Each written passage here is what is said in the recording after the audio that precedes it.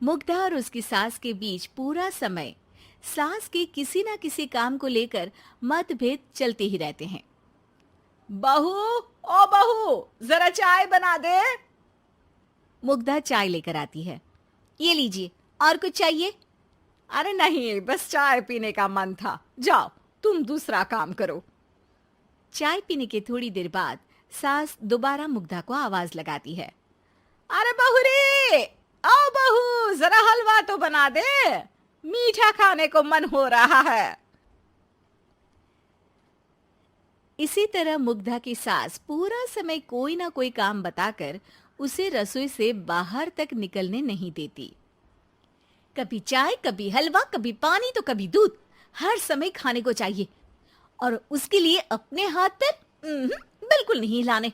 परेशान किया हुआ है इन्होंने। सास की जबरदस्ती परेशान करने की आदतों से दुखी मुग्धा एक शाम सचिन के साथ अपने कमरे में बैठी हुई बात कर रही होती है। सुनो जी, मम्मी जी की ये जानबूझकर मुझे परेशान करने की फरमाइशों से मैं बहुत फ्रस्ट्रेट हो चुकी हूँ।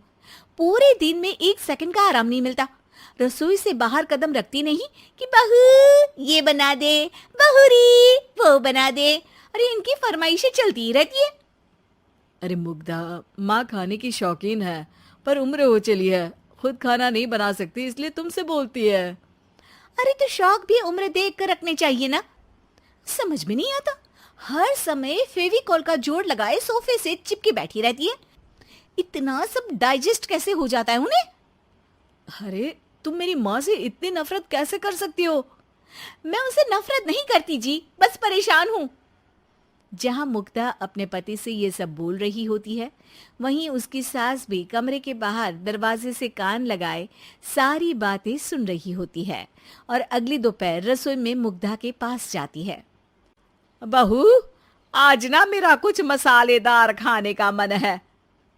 तो चाय बना दूं? मुझे बहुत पसंद है।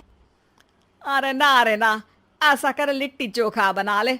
और हाँ, जितना मसाला बातों में मिलाकर पति को सुनाती हो ना, सब्जी में भी वैसे ही डाला करो, खाना स्वादिष्ट बनेगा। सास की बात सुनकर मुग्धा हैरान रह जाती है। मतलब अब पूरा समय मुझ पर हुक्म चलाने के साथ बंद कमरे में हुई पति पत्नी की बीच की बातें भी सुनती है? अरे बात जब मेरी थी तो सुनने में क्या दिक्कत है? ये कहकर सास वहां से चली जाती है। अरे अब तो हद पार हो गई। इस तरह से तो ये मेरा जीना मुश्किल कर देंगी। मुग्धा सास की हरकतों से परेशान उसका हल सोचने लगती है और इसी तरह कुछ दिन बीत जाते हैं, जिसमें सास का जन्मदिन आता है। मुग्धा बहुत खुशी के साथ अपनी सास को एंड्रॉयड मोबाइल गिफ्ट करती है। मम्मी, आपको सबसे बात करने के लिए बहुत दिक्कत होती है ना? कभी सचिन तो कभी मुझे बोलना पड़ता है, पर इस मोबाइल से आपको कोई दिक्कत नहीं होगी। एक जगह बैठे बैठे बहुत कुछ कर सकती हैं अब आप। मोबाइल देख सासू माँ खुश हो जाती है, पर उसे इस्तेमाल करना तो आता नहीं, इसलिए साइड में रख देती है। जिसे देख मुग्धा घर का सारा काम छोड़ मोबाइल सेट कर सास को इस्तेमाल करना सिखाने लगती है, जिसके बाद अब सास पूरा समय मोबाइल में ही लगी रहती है। हाय, जब से मम्मी को मोबाइल मिला है मेरी लाइफ में कितनी शांति आई है। अच्छा है, इसी तरह बिजी रहे तो मैं भी सुकून की जिंदगी जी पाऊंगी। अब मुग्धा जब मन करे काम करना, जैसा चाहे वैसा खाना बनाकर खाना, पूरा समय रिलैक्स और खुश रहने लगती है। क्या बात है, आजकल तुम बहुत चहक रही हो। अरे मम्मी जी से छुटकारा जो मिला है, अब ना फरमाइशें ना छुप छुप कर बातें सुनना। अच्छा, तो मोबाइल गिफ्ट करने की ये स्कीम थी। इसी तरह दिन बीतते हैं और अब मोबाइल पर लगी सास फरमाइशों की जगह सवालों के लिए बहू को आवाजें लगाना शुरू कर देती है। अरे बहू, सुन तो, देख जरा किसी का फोन क्यों नहीं मिल रहा? रिचार्ज खत्म हो गया है, पर अभी 4 दिन पहले ही तो मैंने किया था। इतनी जल्दी कैसे खत्म हो गया? अरे मैंने कल तेरी कनाडा वाली मौसी सास से 3 घंटे बात की थी ना। क्या? इतना महंगा तो मोबाइल भी नहीं आया जितना महंगा इसका रिचार्ज पड़ रहा है। इसके बाद तो जैसे मुग्धा के दिन के 24 घंटे में से 20 घंटे सास के पास उनके मोबाइल रिलेटेड प्रॉब्लम सॉल्व करने की ड्यूटी ही बन जाती है। अरे मुग्धा, ये मोबाइल में अचानक तेरी मौसी सास की शक्ल क्यों दिखने लगी? और ये तो हिल भी रही है। मम्मी, ये गूगल डुओ का वीडियो कॉल है। इसमें आप बात करने के साथ एक दूसरे की शक्ल भी देख सकती हो।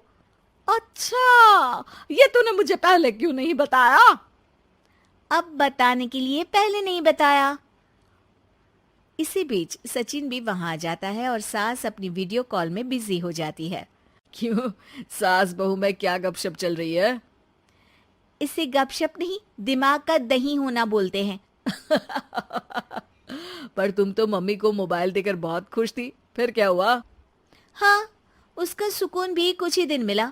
अब घर के टंटे खत्म हुए तो मोबाइल की टिंग टिंग शुरू हो गई। देखो भाई, कुछ पाने के लिए कुछ खोना तो पड़ता है।